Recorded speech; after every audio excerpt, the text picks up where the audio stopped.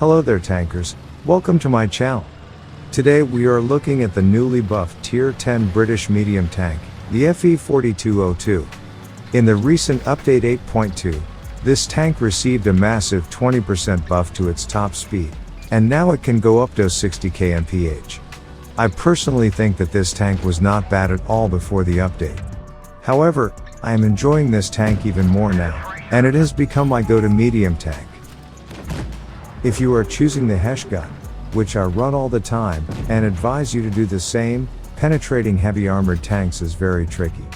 The HESH shells have penetration of 231mm, which is not enough to go through most heavy tanks at Tier 9 and 10 frontally, and the AP penetration is 268mm, which is standard for most Tier 10 mediums.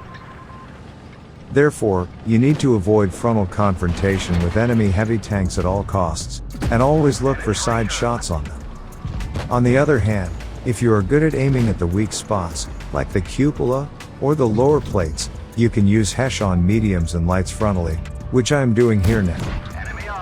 But I will advise you to play this tank as a support tank, and always stay at the sides of the enemy tanks, and do not sit in front of their faces. This is the only way to farm damage, and support the team.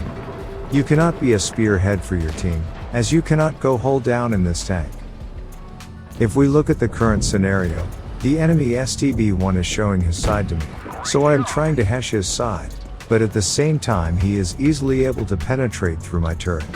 As a general rule of thumb, you should avoid bleeding your hit points at the beginning part of the battle, because you're definitely going to need them at the end. As you can see, I have already lost 50% of my health, which is not ideal for late game purposes. Another thing that many players easily miss, is that HESH and high explosive shells do very little damage, when they hit a module like tracks or gun, because the shell explodes at the point of contact, and it is not able to penetrate the hull of the tank. On the other hand, AP and APCR shells do the average damage, if they penetrate the hull after hitting the module. What I am trying to say is, never fire HESH or HE at the enemy tracks, unless you are trying to reset cap. Here I want to keep the FV183 perma-track, because he can easily kill me with one shot. Now, here I see that the Kranvagn is AFK, so ideally you would want to ignore the AFK enemy tank and kill the active ones, but you never know, he could wake up any moment. So I put a HESH into it. But the situation around me is not looking good, as we are 2 versus 4 tanks. I am trying to kill the low health targets, but I am aiming like a muppet. Thankfully, as you will see, the STB-1 and enemy Vickers are about to make a mistake, and my aiming worked this time. Another thing that players seem to do often, is they get overconfident after looking at the scoreboard, and ignore the fact that they are low health themselves. They would just rush if they think they have a numbers advantage. In such cases, you just need to be patient and wait for enemy to make a mistake. What I used to do, and many still do, is to give up at the very moment our team is outnumbered. However, I was patient and allowed the enemy to come to me. I was able to kill the STB and Vickers, just by being patient. And now comes the tricky part. The 268mm of APCR pen on this gun is not enough for penetrating the front of this enemy E3. So I have to be creative here, and try to get to the side of that tank. I still want to kill the E3 first, but that juicy engine deck of Kranvagn was so tempting. I'm trying to juke a shot out of him, but he is not giving it to me. This is the later part of the game, where if I had more hit points on me, the battle would have ended sooner and easily. But, now I am a potential one shot to him if he high rolls his AP shot. So I am playing it very cautiously.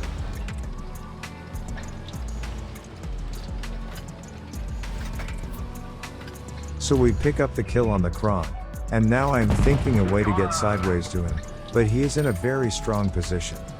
I am trying to trick him into thinking that I will either go left or right after resetting my camouflage, but I stayed there, and therefore, I was able to get a nice side shot on him.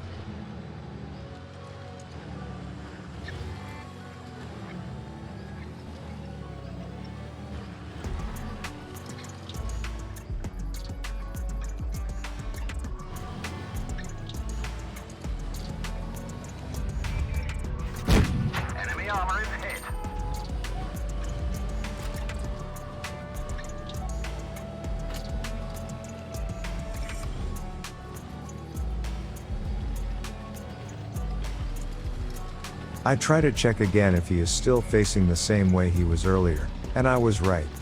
And now he is thinking that I will peek again from the same spot, but this time I will actually rotate and go from left, so that he is not expecting me to come from there. This is outsmarting the enemy 101. And now he is thinking that I will peek again from the same spot, but this time I will actually rotate and go from left, so that he is not expecting me to come from there. We are looking at the clock and about 1 minute is remaining. I got a little panicky, so we try to hit the front drive wheel of this E3, but the tracks are not broken. At this point I need 2 clean shots to kill the E3, but is it very difficult task frontally. The only weak spot that guarantees the penetration is the lower plate.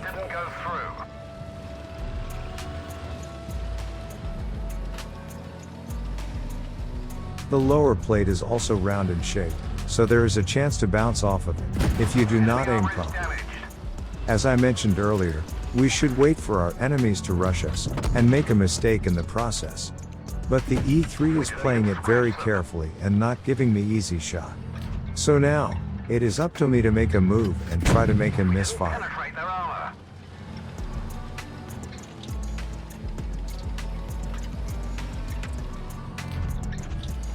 Luckily for me, he fires and misses. And there we go, one carefully aimed shot, and we win the game. That was very close, only 8 seconds were left on the clock. We did a decent 6.8k damage ace and earned a rare Kolobanov's medal. So guys, I hope you liked my video. This was my first video with commentary. Do tell me in the comments if you like it or not. Enjoy my second gameplay. I will leave you in peace. Goodbye.